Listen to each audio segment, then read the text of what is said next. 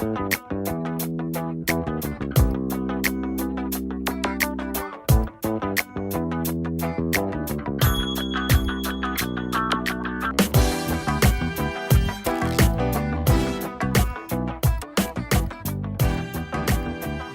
to the Vandy Sports Podcast. I'm your host, Chris Lee. Our guest today will be Seabass of WNWS in Jackson, Tennessee. This episode presented by The Well Coffee House, which turns coffee into water. The Well is a coffee house with the mission to bring clean water to the world. To date, over 30 communities across the globe have access to safe water, health, and hope. You can make an impact by visiting a Well Coffee House location today. There are 5 locations to serve you in the Nashville area. Those are in Brentwood, Green Hills, downtown, Bellevue, and the Cool Springs Lifeway. More information can be found at thewellcoffeehouse.org. The Well Coffee House, where coffee changes lives. Our news presented by Sutherland and Belk, a local injury law firm committed to helping those who've been injured in accidents. If you or someone you know has been in a wreck or other accident, reach out to Sutherland and Belk, see what your rights are. You can find their contact info online at sbinjurylaw.com. Well, the good news continues to roll in for basketball coach Jerry Stackhouse. DJ Harvey has committed to Vanderbilt. He's a Notre Dame transfer. The Notre Dame transfer was a starter. He's a small forward. He originally is from Huntsville, Alabama, where he was the number 51 player in the class of 2017, started the first 29 games for Notre Dame last season. Of course, Vanderbilt got a commitment from Kenyon Martin Jr. earlier in the week. He was the high school teammate of Vanderbilt signee Scottie Pippen Jr. Our guest line presented by new sponsors Boll and Branch. That's a company founded in 1999 by Vanderbilt graduates Scott and Missy Tannen. I personally sleep on the sheets. They are incredible. Never had an idea the difference it made to sleep on sheets like the ones that Boll and Branch makes. They are truly incredible. Their products are made ethically. They are fair trade certified. That means their products are made in safe conditions by men and women paid well and treated fairly. You can try their sheets risk-free for a month, and trust me, you won't return them once you've used them. They offer free shipping, free returns, and if you've tried their sheets, try their mattress. It was voted Best Mattress of 2018. The website, bollandbranch.com, that is spelled B-O-L-L. And you can get $50 off your first set of new sheets with promo code Vandy. Might be a little late for Mother's Day, but here's a tip. Order them now, give them late, and they will forgive you for the late gift once they get them. These sheets are truly incredible. Give them a try. Help yourself, help your family, and help our podcast by supporting our sponsors. Seabass joins us now from WNWS in Jackson, Tennessee. Easy for me to say. Hope you're well, my friend. Good to have you back. Man, I'm like a kangaroo on a trampoline right now, Jack. I'm feeling great. I'm ready to podcast. You got me in one of my good moods. And the dogs are calm now, so that's good. The dogs are calm. The yard man just left. They got through with all the stuff they needed to do, so they're chilled out, just doing their thing. So I can't guarantee they won't start barking if the occasional jogger goes by or something like that, but we should be good. Let's start with baseball. Have you been able to watch them much lately? They have put on an offensive show. Yeah, I watched last night's game and then maybe half of the South Carolina series last night. First of all, I got 2 words for you. Are you ready? These are the 2 words. Well, I think it's 2 words. A.J. Franklin. Yeah. Woo! Fun. How about that? How about that strike 3 pitch on that full count, man, to get out of that inning? They kind of are getting their itches scratched where they needed to be scratched right now with the bullpen and such and what Hickman can do. And Hickman's kind of the wild card because if you go to postseason, you never know quite what use you have for number 4 starter in the NCAA tournament. But he's kind of that break glass in case of emergency guy that I just don't think a lot of teams have. Yeah, I like the way you frame that. And I'll tell you something else. I want you to think about this for a second, Chris. Now, because this team right now is starting to sound like the team that you described to me before the season started. Think about this for a second. In what area right now are they trending downward? as we get ready to wrap up the regular season? Because I can't think of anything. I think that not exactly going out on a limb, but it's because they're rounding out into pretty much everything that you need to do on a baseball team in a baseball game. And the questions that we were having a couple of weeks ago are starting to get answered right now.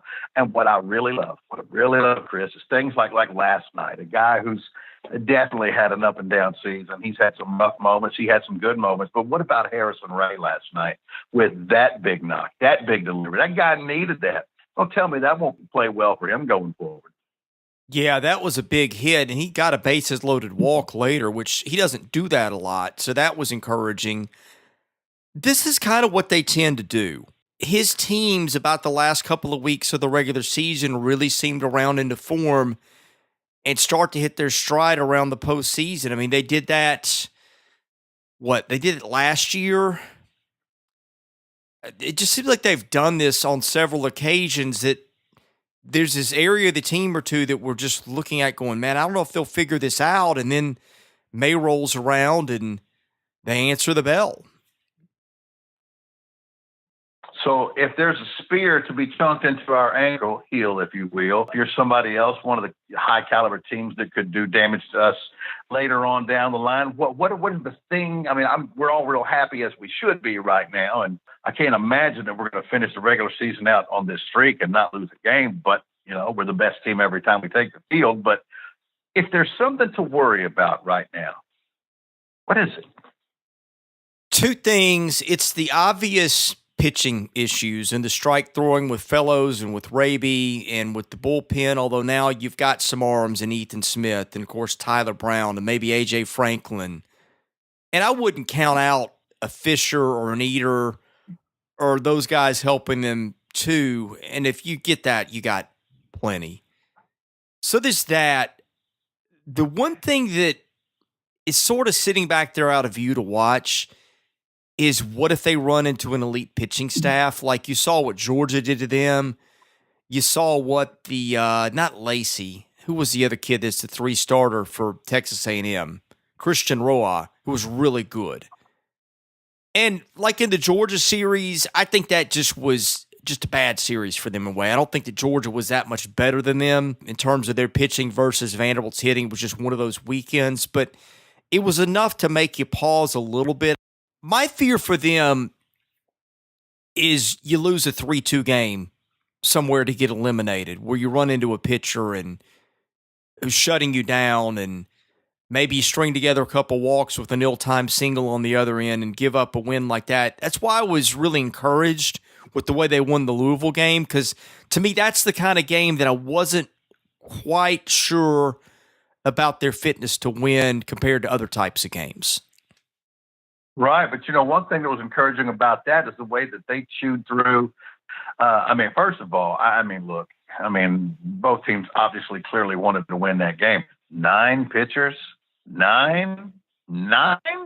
That's just a little excessive to me. And I understand game flow and all that, but 9's just a little much. But the way that they were able to get that and patiently wait on the right pitches, and when it wasn't there, they'd get the walks. But, they had Louisville had a couple of guys in the pen, the closer and the setup guy, and the doors didn't blink.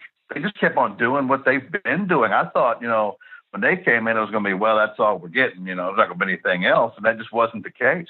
That's a good sign. And ever since that Georgia series, they're just mowing through everybody they face. And I get it. Look, they're going to face studs along the way. There's a lot of roadblocks between now and hopefully Omaha. But, right now, Chris, and not only that, it's something we discussed last week. When Drake and just really everybody, when they take the mound right now, Kumar, Mason, whoever's on the mound right now, how much more relaxing for them is it? How much pressure is off of them knowing that right now their lineup is knocking the cover off the ball and they don't have to be perfect.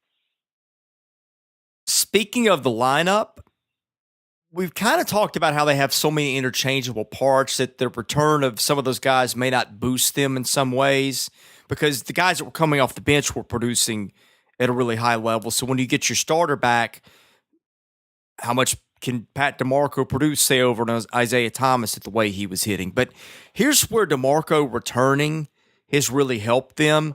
They seem to want to keep Infante in the 9 hole, and I don't blame them. I don't think that I would mess with things much right now, the way that he's swinging the bat. He seems very comfortable in that spot. It's working. And plus, you have that guy hitting in front of Martin and Blade when the lineup flips, so that's nice too. But Harrison Ray in the 5 hole was kind of the one thing all year that we just scratched our head at. And I get the reason they did it was to go lefty-righty, that kind of thing. Last night, you really saw DeMarco's return pay dividends because they knocked Ray down to the 7 hole, and here's how they went. Martin right-handed, Blade lefty, Paul lefty, Clark lefty, DeMarco right-handed, Scott lefty, Ray righty, Duvall lefty, Infante righty. Then you flip back over to righty Martin, Blade lefty. Because they were able to stagger their lineup with lefties and righties the way they did last night, that made Louisville eat through more pitching. I think that could be a thing that plays a factor down the road for them in postseason, especially in situations where your bullpen is starting to run on fumes in a regional or super regional, and you have to make the choice between leaving a guy out there who may not be the guy that you want out there. You might have a lefty in the bullpen that you'd rather have to face such and such, but because they hit so much and they chew through bullpens, and because they alternate like that, that does sort of limit what other teams can do against them a bit. Well, that's true. I mean, and it certainly does explain the higher numbers. I mean, I want the right pitching matchup. I get the lefty and all that, but 9 just seems like an excessive amount. But like you said, you don't really see that type of balance in the lineup and flipping sides of the plate like that, with that type of success. So I certainly get it, but good grief, you talk about jamming somebody up. Now, I've got a little something that I've prepared for you. Not really prepared for you, but I thought about and I want you to do for me. I'm a scout, Chris. I'm a scout with my beloved San Diego Padres, okay?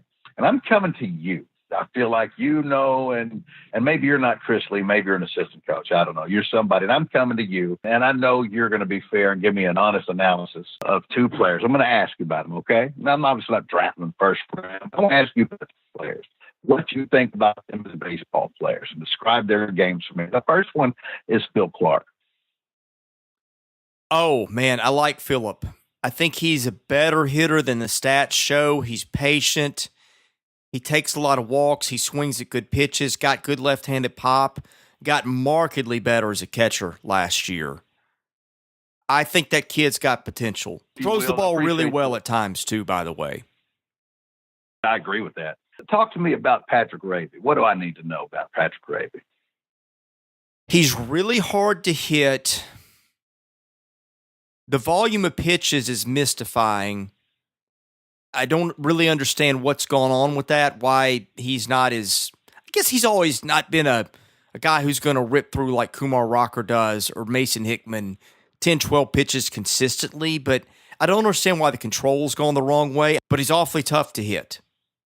If you could spike the velo a mile an hour or 2, figure the control out, there's something to be said for a kid that's produced at the level that he has for that many years in the SEC. I would take a flyer on him, but there's some things there that you need. Would you say he's a candidate to be one of those people that his best baseball's ahead of him? Could be a better pro than he was in college with the right tutelage? Unfortunately, I don't think so. I hope I'm wrong because I really like Pat. Just the career the last 2 years had not progressed the way that I had hoped. I always watched him and kind of wondered how he got guys out at times because he's not overpowering. He's not going to overpower you as a bullpen arm because he doesn't throw hard enough. And I just think the pitch volume as a starter and the lack of maybe a put-away pitch hurts him.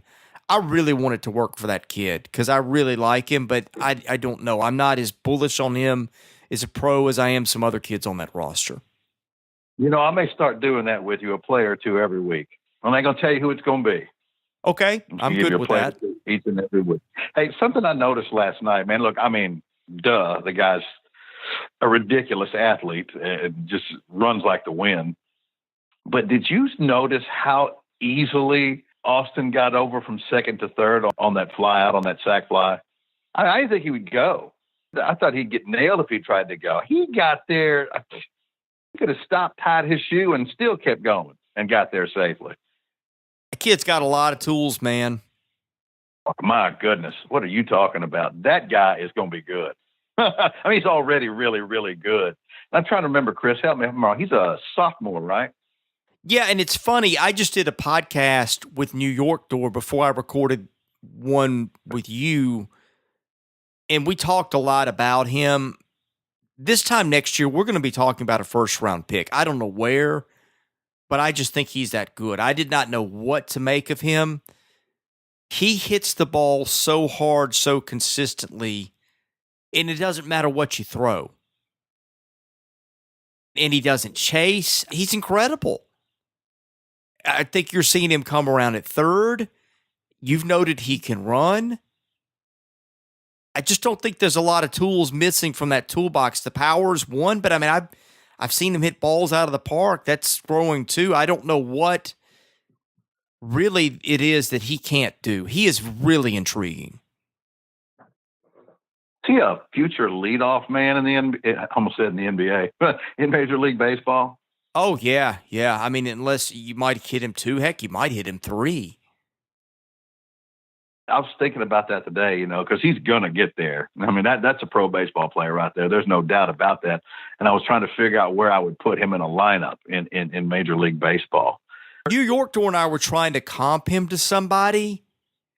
And we were coming up with Wade Boggs and Tony Gwynn. And that sounds ridiculous. I get it. You don't compare a guy who's a sophomore in college to a Hall of Famer. But we were just struggling to think of, okay, what type of ball player is he? And he's really nothing like those two guys, but just the ability to put the barrel of the bat on the ball. The way that he does it, there just aren't guys that do it the way that he does it. I'm struggling to think of another Austin Martin type player at the big leagues, just because his gifts and how good he is at them are just exceedingly rare. To go with speed and everything too. Now, you may not like this comp, and I'm not talking about position wise. I'm just talking about at the plate and on the base pads. Would Trey Turner be ridiculous? No, he doesn't have Trey's speed. There's nobody that's like him that I can think of. I don't know that Trey puts the bat to the ball as hard as he does with that regularity either. Well, Trey has moderate enough power, which is what I would describe Austin as well. Can fly on the base pads and makes contact. Hopefully, he doesn't have the injury issues that Trey Turner has. But that's a tough comp right there because Austin's kind of unique. I mean, I have a hard time comping him to other Vanderbilt players of the past. Yeah, there's just nobody that's like him. You should think about it, Chris. That's hard to do. Many players have come and gone in baseball and at Vanderbilt and in Major League Baseball, and you can't accurately think of one. And when I make a comp, I'm not necessarily saying he's as good as this guy or whatever. I'm just thinking in terms of style and how he approaches the game, who he reminds me of. I just can't think of anybody like him at any level. And God knows I've seen thousands of Major League ball players come and go. I mean, I've watched baseball religiously since I was a kid. At the Major League level and Vanderbilt since Corbin got there, and I covered them in 2004, I just can't think of anybody. No, I can't either. Hey, by the way, and not on a Vandy-related note, but on a baseball-related note, I know you didn't watch it, but I'm sure you've heard about Casey Mize's Double-A premiere. Did you see that? No, I've heard he's killing it, though. Well, he threw a no-hitter. Oh, well, there you go. Yeah, I'd say he killed it. He's another one that's hard to comp because there aren't guys that throw as hard as he does that have just – I mean, he may be about as good a control pitcher as there is in organized baseball. And when you have that and you throw that hard, those are just two combinations that don't coexist at that age. Now, maybe like a guy like Randy Johnson was really wild and became really good with control later. Sometimes that develops, but to have them both at that age is just not something you see. No, you really don't. All right, you ready to get this thing done? Let's talk some basketball. Yeah, lots has happened in hoops since we talked last. Little bit. Welcome, DJ Harvey, yeah? Yeah, I'm really impressed with what they've done in a short amount of time. Since we talked, they got Kenyon Martin, they got Harvey. Of course, they reaffirmed the Pippen commitment not long before that. Now, look, I know that those guys aren't all world beaters, but they needed bodies, man. They have huge holes to fill everywhere on that roster. I think to come in and acclimate himself the way he has, you got a lot to learn. Like I said, I don't think people understood this a few weeks ago. You got a lot to learn, man. You got calendars to get familiar with. You got recruiting schedules playing. You've got a lot to bite off, in addition to just your basic duties you would do as a basketball coach that you don't have to think about once you know the rules. Plus, you got a 20-game losing streak that you're saddled with, too. I think that he's done a really admirable job, and David Grace has really helped him, too, by the way. What a hire that was. Now, before we go any further on this, now, I know you posted that there was talk, possibility about that third spot being filled. Obviously, that has not happened. Are we any closer to that? Is there still rumors out there of a possibility that can't be released? Or what's the situation with that third assistant? I don't think they're going to name anybody in the next few days. It might even be a few more weeks or a month for all I know, or a month or two. I don't think that they're in a super hurry. And the more I kind of learn about how the staff works, I don't think it's dire or anything like that. I don't think it's a huge concern. I think Grace is going to be their recruiter. I heard this was the case at UCLA. There were times that you didn't see him at practice, I think, for days on end. Now, you lose something in that regard in terms of not having that other assistant there, but the reason was he was out recruiting. He gets after it pretty hard. I think that's what he's going to do here. So you want to make sure that other guy is really excellent at teaching, because I think Grace is a guy who can carry the recruiting for you. I'm not saying he can't help them out on coaching, but I think that's why he got hired. I think you need to make really sure that third guy can help you with the X's and O's of coaching where you're going to need it.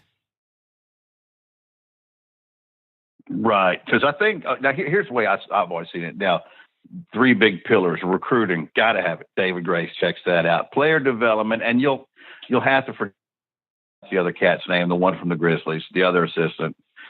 The thing that screams from him, from Grizzlies players and whatnot, is player development. Player development. We hear that a lot about him. The other thing for me, and this is where it's more of a Jerry Stackhouse thing, but we'll see what happens with that third assistant, is in-game adjustments based upon what's going on at the time. During timeouts, at the half, the in-game adjustments. If there's an area of inexperience that concerns me at the collegiate level, I know he did the G League thing, but that would probably be the thing that makes me a little bit nervous the most.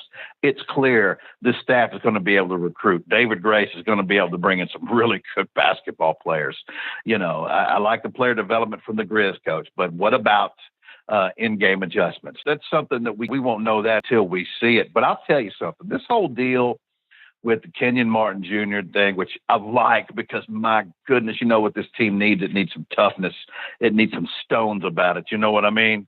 So refusals to lose, to not standing around and getting beat at the rim because you don't get off the ground type of stuff.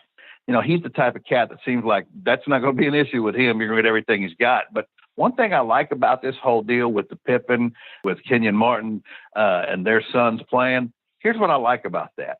Now, whether they turn out to be just ballers or not, think about this for a second, Chris. Now, if you're one of those former players, not just those two, but any of them going forward, with a name and with a son that's a basketball player of any ilk, you start looking at that. And as long as Jerry's there, and as long as this works out and they don't get ran off and they play hard and all this other stuff, they develop those kids. If you're one of those type of players, if you're a former NBA great, who knows, LeBron James, whoever the case may be, isn't Vanderbilt going to be one of the first choices that you look at every time, based upon the fact that other NBA greats have sent their kid to Vanderbilt, to the Jerry Stackhouse and to the staff, and that it's worked out?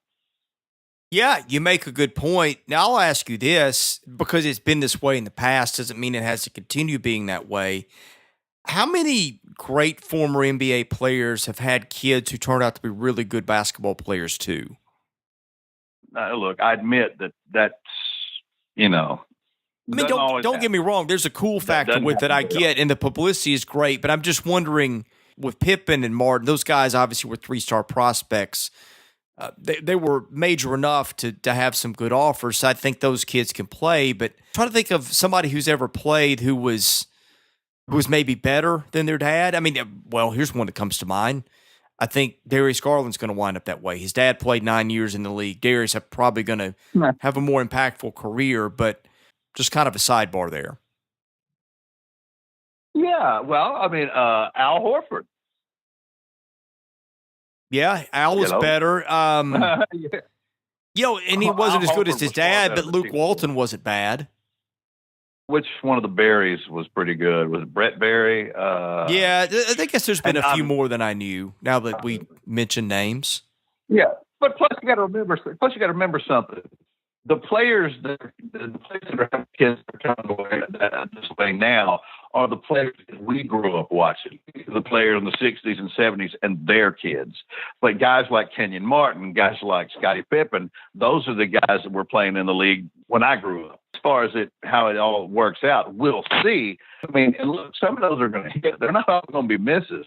And I would just think that if I'm an NBA player, I'm going to want to take them to a place, send them to a place where I know the coaching staff and they've had that experience. It's not too much for them. Jerry Stackhouse knows what it's like to deal with those type of players. And I love that article, that write-up the other day. I don't even remember who. It might have been David Sisk or somebody, and they were talking about was it Harvey playing one-on-one with Jerry Stackhouse? Jerry Stackhouse took it to that level. I mean, how cool is that? But it's not just about it being cool. It's more than that, Chris. It's just if I'm a former NBA player and I got a son like that, I'm going to take him to somebody that can talk to him about what it's like, NBA life, prepare them for that, teach them all the things that some coach who, at another school couldn't possibly truly give them an accurate idea of what it's like. Things are changing quickly around there. I mean, it's just wild to see this happen. Doubt. And look, who knows how it's going to work out, but it is interesting and fun to talk about. I think there's an energy around there. I think that Jerry Stackhouse is a guy that's kind of try to bring them some toughness and some competitiveness and some things they probably didn't have enough of. I think that seeing them land recruits the way they have this quickly and land a guy like David Grace, who is going to land some more, and to get in on some names has been encouraging. But I think just the greater climate over there, I've said for months, I keep hearing things are going to change a lot. I just keep hearing a lot of the same things around there. I think that the effort level across that athletic department has really been ratcheted up.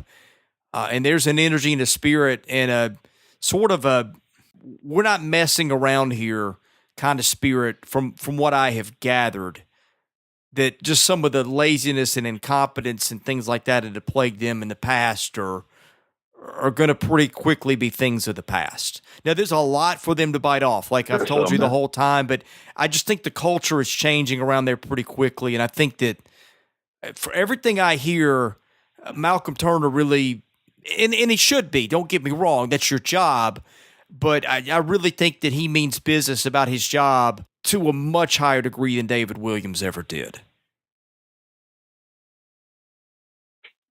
So this is not just everybody's changing their stance. I think it seems to you, maybe you're saying that this is a Malcolm Turner spearheaded effort all the way across the board. It's not just we were going to change some things and all this other stuff, that Malcolm Turner is the one behind all this. Well, I mean, you're seeing new things. One thing I said, remember the podcast we did last fall, I didn't think that they did enough to profile their good stories. You look at their website, they do that a lot. I think they're going to really up their marketing effort. I think they're going to do that with tickets. Look, I don't think the guy is going to be perfect. He's, like I said from the beginning, he's a new AD. He's bound to mess something up. But just what I hear about the work ethic and the way they get after it, I just keep hearing a lot of really encouraging things. Outstanding, sir. Anything else on basketball? No, let's go to the mailbag because we got some good questions, and I know you need to be out of here within, say, 20 minutes or so. Love that mailbag. All right, our mailbag is sponsored by Vanderbilt fan and independent insurance agent Josh Minton of Brentwood. Do you need an insurance agent who wants to know your unique needs and circumstances and will tailor an insurance plan to fit them? Josh is your guy. Call him 615-933-1979. Email him at josh@hqinsurance.com. Follow him on Facebook at facebook.com/JD Minton HQ. He's my insurance agent. Give him a shot. I think you'll be really pleased. And again, tell Josh that you heard about it on the podcast. Ann Arbor asks a great question. How many SEC wins do you each think Vanderbilt gets for football and men's basketball next season? Who's our other West comp? Oh, it's LSU this year, isn't it? Yeah. It should plunge that receiving core. That's going to be tough to do. I'm going to say Ole Miss. I'm not in love with Kentucky in 2019. So I'm going to say Ole Miss, Kentucky, Tennessee, and I think the game that we just have no luck with South Carolina, Chris. I don't care what the situation is. We just don't have a whole lot of luck with South Carolina. So I'm going to have to see it first. And I believe that game's in Columbia this year, if I remember correctly. I think the game that swings me from 3-5 to 4-4 is that Missouri game, and the transfer market was very, very good to them. If it wasn't for that, I'd feel a lot better about it, but the passing game should still be pretty good, even without Emmanuel Hall. That tight end's outstanding. You got Roundtree in the backfield. That's the game right there, and I believe that game's at Nashville this year. So I'm either 3-5 or 4-4, my swing game being Missouri. Yeah, that's exactly how I would have answered it. I think 3 to 4 wins is where they're going to end up. Yeah, I can look it up in a second. But the game that, of course, the pivotal game there that you're talking about is that Purdue game. That's one of those where we could get super smoked because that offense is capable. There's no question about that. But they're a team that there were times where they looked phenomenal, i.e. the Ohio State game. And then there were times that they look real average. Let's just say we say 4 games. Let's just say we can find a way to agree on 4 games in conference. Then we're saying 3 games for sure in the non-conference, with the Purdue game being a swing game. Are we talking 7-5? Chris, is that what we're saying right now? I think maybe. We don't even know who their quarterback is. Well, think about this for a second, Chris. Your first 3 games are Georgia, Purdue, and LSU, and you don't know who your quarterback is, and you're terrified of your offensive line. Yet we're talking 7. And with a defense who gave up pinball-like numbers in their bowl game, there must be a lot of other things that make us excited. They're called the Big 3. They're going to make up for a multitude of sins, my friend. I think this is going to be a pretty darn good football team. I'm with you. It's like I get nervous when I make a prediction like that because, the quarterback and, for me, more the offensive line, the defense has been garbage. I just think that those kids are that good that they can still win 6-7 games even with those deficiencies, because those kids are that good. Let's see, I'm pulling up the schedule. I don't know why I can't think of the other out-of-conference game. Northern Illinois, there you go. Clearly. They're going to win 3 out of conference, maybe 4, and they can get 3 to 4 in the SEC. Well, I'm not going to get overconfident. I remember a winless Northern Illinois team one time back in the day. The Jimmy Williams game? Was that who it was? I remember they were winless in that game, and that was one of the worst Vanderbilt games ever. It's a bold statement too. Is that the game they were down 28 and came back to win? Are you thinking of another one? No, I don't think so. No, I'm thinking that's another one. I want to say that Northern Illinois game was a low-scoring game. Or were you thinking the Western Michigan game where they got beat? Man, I don't remember. You got to remember, I'm an old man now. Well, let's answer the question about basketball, and then it gets to the next one. Okay. How many SEC wins for basketball? Assuming there's no more additions to this roster for next year's team, 4. That was exactly my pick. 4 was what I was thinking. Of course, we don't know the schedule, and that could have some variance. But, look, there's not going to be a lot of easy outs in the league anyway with the way the talent and the coaching is just taken off. I think 4 is where my expectation is. Murder. Yeah, and that's not even about us. It's just that conference is murder. This is the wrong time to be rebuilding. It's fun to rebuild, especially when you look like you got something to work with, but it's the wrong time to be having to rebuild. This is a great one from Vandy Doors 04. It says lightning round for both of us. He says buy or sell, and he's got 7 things. He says, number 1, offense will take a massive step forward under Jerry Godowski. Buy or sell? I have to sell. But I'm only selling because I'm replacing the most successful quarterback in Vanderbilt history, and I have shaky questions on my offensive line. So it's not impossible because we got the skill position personnel outside of quarterback that's extremely proven. But I have to sell right now. I may buy next year, but right now I'd have to sell. Oh, I'm buying. Why? I mean, that's fine, but why? With those 2 massive questions, how can you buy? Because I think those 3 kids and their receivers are that good. Now, look, if I had been there and seen the offensive line in the spring, I might take it all back and think. Of those guys. Look, I'm extremely hopeful, and I'm high on Deuce, and I'm hoping Riley can do some stuff here. But even though we have those weapons, and that's awesome. Those guys, they never played with those guys. And protection, I'm really hoping protection is not an issue, but I think we all know there's a very good chance that it might be. Have we switched roles here? Well, no. I love our skill position. You're always players, the optimist, and I'm always the pessimist. So, well, you know, I might be an optimist, but it's almost always shaded with some realism in it. I don't just talk about what I hope's happening. I give reasons for it.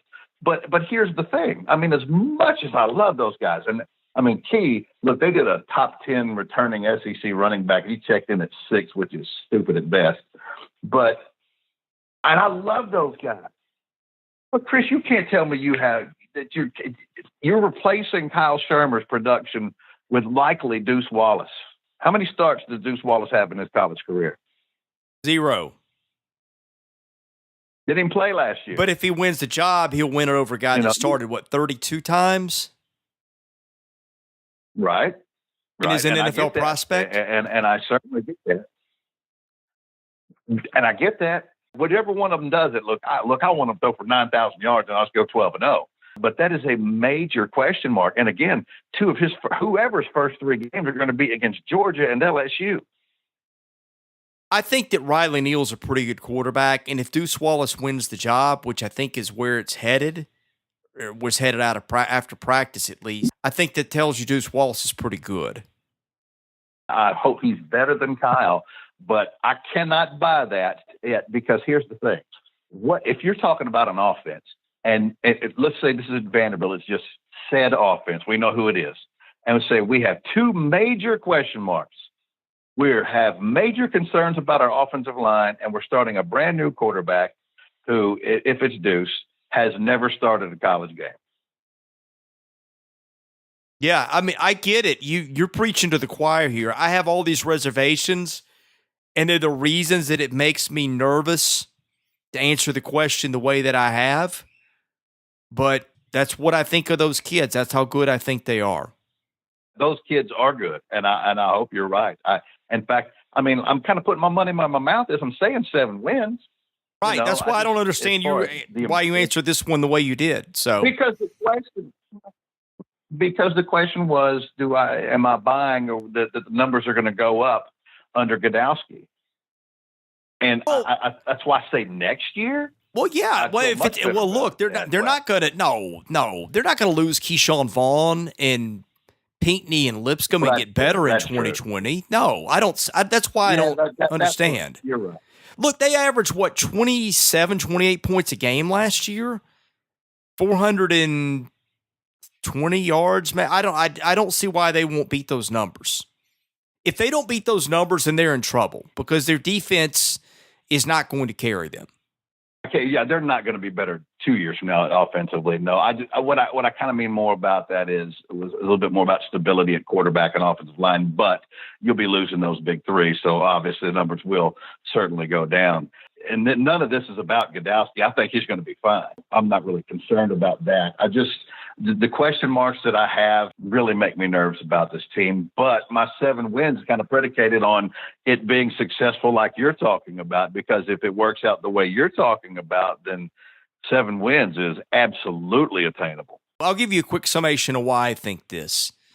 I just think that they have too many guys that they've got to cover. Remember, they got kids like Amir Abdul-Rahman who are really talented, man, that we're not even talking about. I just think you have so many things to worry about, and then you have quarterback mobility issues now in a good way that they didn't have. And I think those guys are both fairly accurate with the ball and don't make a ton of mistakes. I just think that unless the line completely blows it up, I think they're going to be really good. Now, I promised you that I was going to have you out here by a certain time, so we need to blow through these next 6 questions quickly if we're going to do that. Okay. But it's so much fun. I know. What? Hey, you're the one that said I've got to be out of here by a certain point, so I'm going to do that. Just ask your question. Okay. Jerry Stackhouse will be in postseason within 2 years. Buy or sell?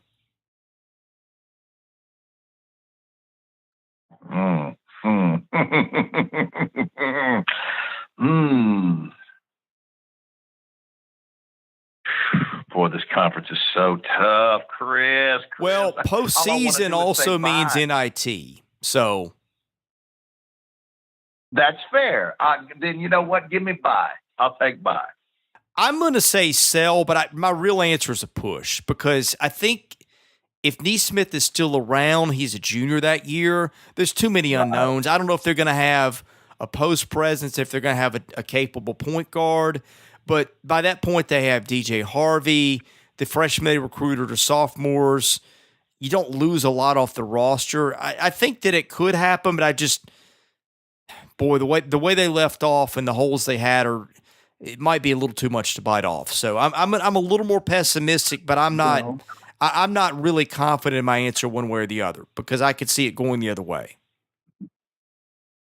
So let me ask this question. Did they offer a push? Did they say you could push, or did they say buy or sell? They said buy or sell. Answer. Well, that's why I said I will sell. I don't. If you made me choose, I would, but I'm not. I could see it going the other way.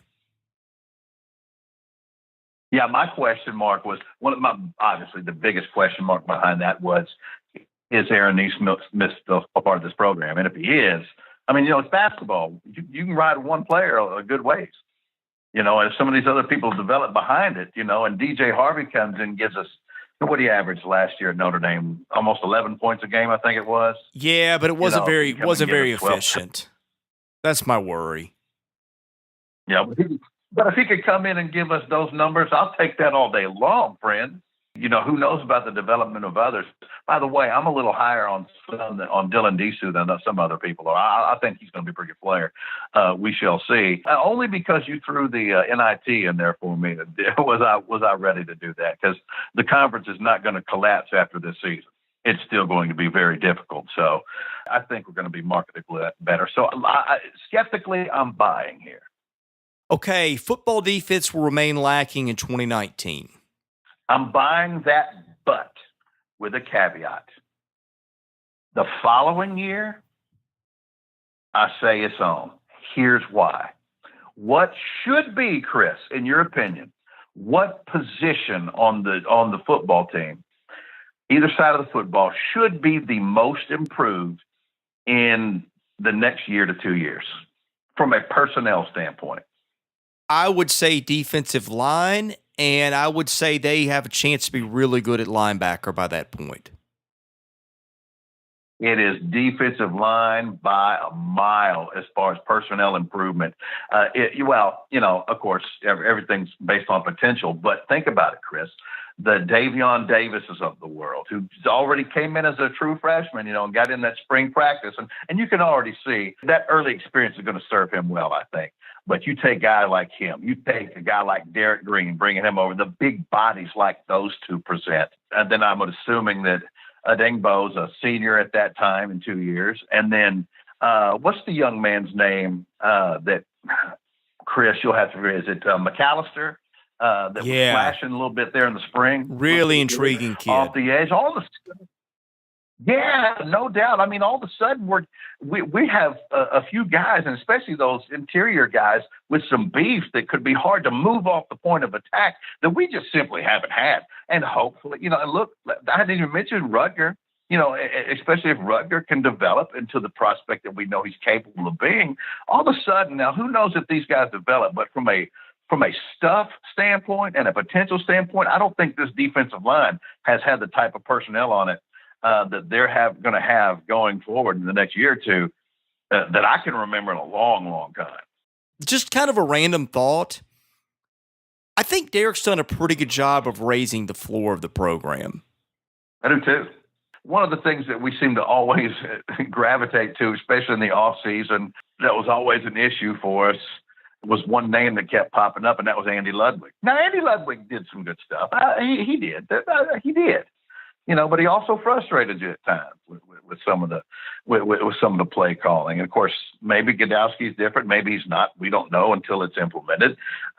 But I just think that those type of question marks, that the apprehension that keeps us from really letting loose, are not there as much anymore. I don't know what it is, Chris. I mean, we got beat in the bowl game, and it was still another losing season. But for some reason, and I don't even know if I can really describe it. Maybe it's a new OC. I don't know. But there just seems to be a different air to this offseason. And maybe the reason for that is the big three coming back when they didn't have to, And I mean, I know a lot of it's about draft stock, and I get all that and unfinished business.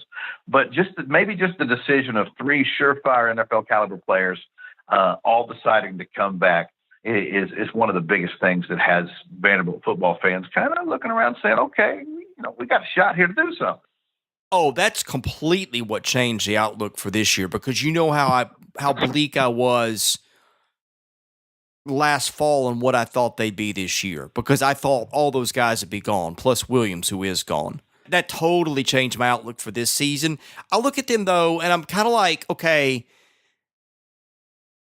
they can still be respectable on offense in 2020, even without those guys, because I like some parts that he's recruited there in Marlowe and Abdur Rahman and Cam Johnson, and they'll still have Deuce Wallace around, who I think can be a pretty good quarterback for them, and Jamil Muhammad, who a lot of people really like. I still see that they'll have parts, and on defense, it's like you said, this year could be rough, but you can start to see the pieces. They have so many coming back, and what's the side of a program? I mean, throw Alabama and Clemson, the elite teams, out. The programs that have those bust-out years are the ones that are juniors and seniors and have had guys that have been in the program for 3, 4, 5 years right. and get better. That's the profile they fit on defense in 2020.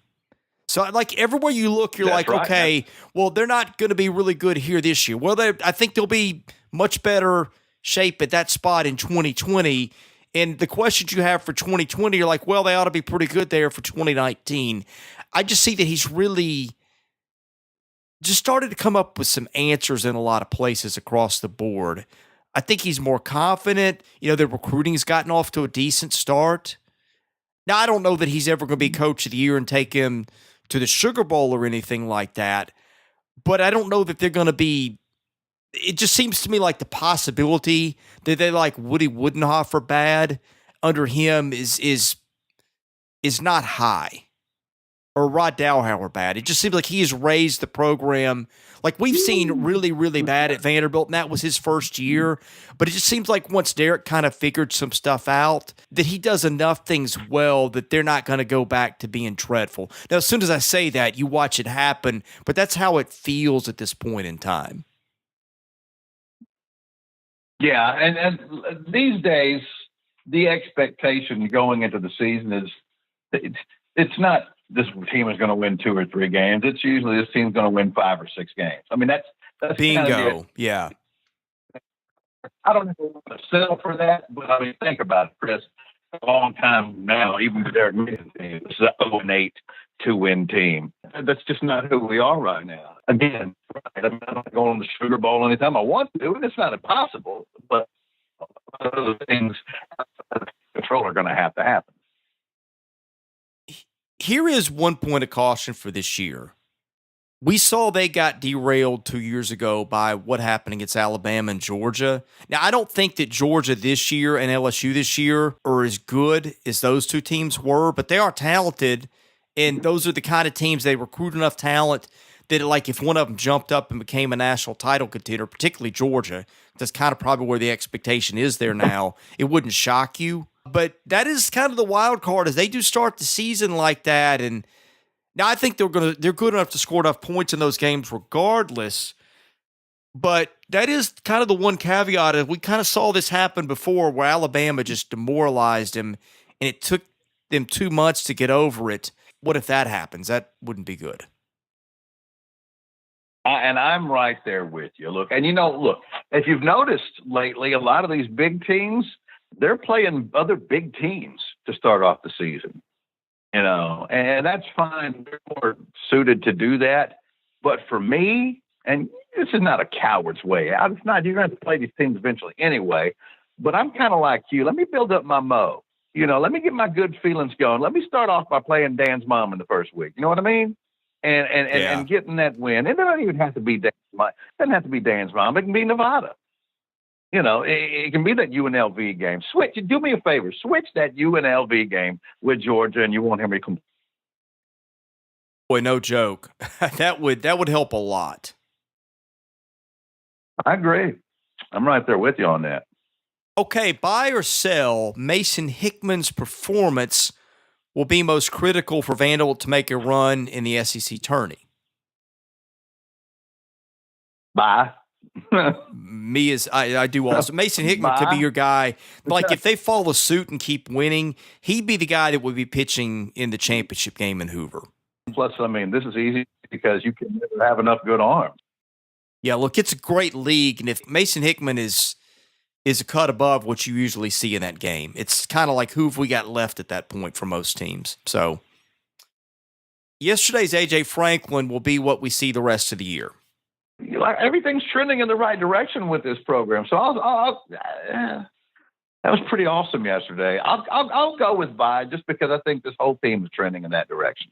Yeah, I'm going to buy. I just think that he was really impressive in the offseason, and that's what they thought they were getting. That's why he kept getting chances, even when it didn't look good for him early in the year. I buy that as well. Okay. Yeah. Buy or sell, Keyshawn Vaughn will leave Vandy as the best running back to put on a uniform. That's easy. Buy. He already is. Yeah, I'm right there.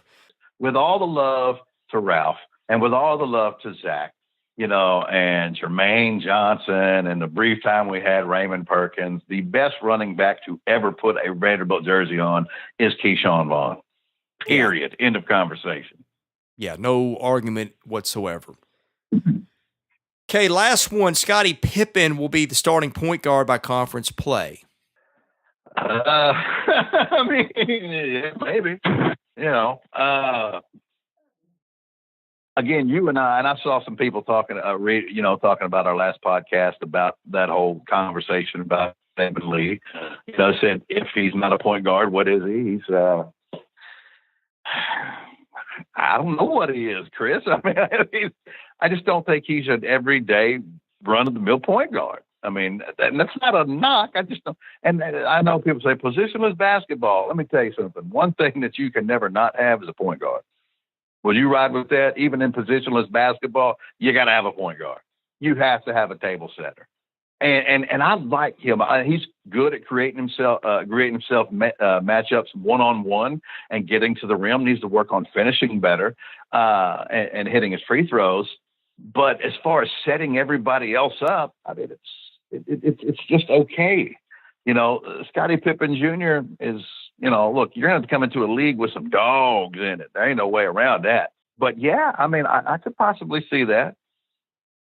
I'm going to sell. I know that Saban is better cast as the off-guard spot, but he's been their point guard for a lot of the last 2 seasons because he's the best they had. I don't think Scottie Pippen is going to come in right away and be better than him. And I don't think that... Doesn't that sound weird? Yeah, and I think the last class... I don't think the old coaching staff expected him to be like an immediate impact guy. I think they got him thinking, develop him down the road. he'll help out next year, but I don't think they thought he was going to come in and be the guy. Now, coaching staffs are wrong all the time. So I may be wrong, but I don't like the odds as we sit here in May. By the way, you want to know one of the most impossible tasks that's ever been afforded to any human being ever?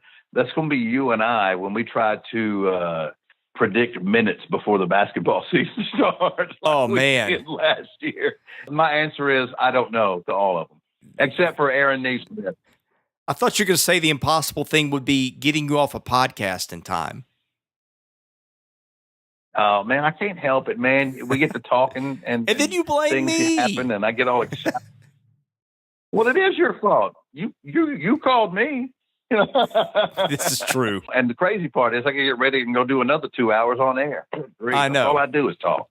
Well, with that, I will let you go. I got to go. Tell people where to find you on Twitter, where to find your show. Man, you can find me on Twitter at Cheap Seats Bass, at Cheap Seats Bass. You can find me online at WNWS.com and on 101.5 FM in Jackson, Tennessee. And Chris, check this out. At the end of this month, you ready for this? 20 years. Wow. 20 years. Congratulations. 20 years. What is that all about, man? Good grief. Yep, that's it. All right, my dog wants to go outside. I got to go. By the way, shout out, was that not one of the best podcast questions ever?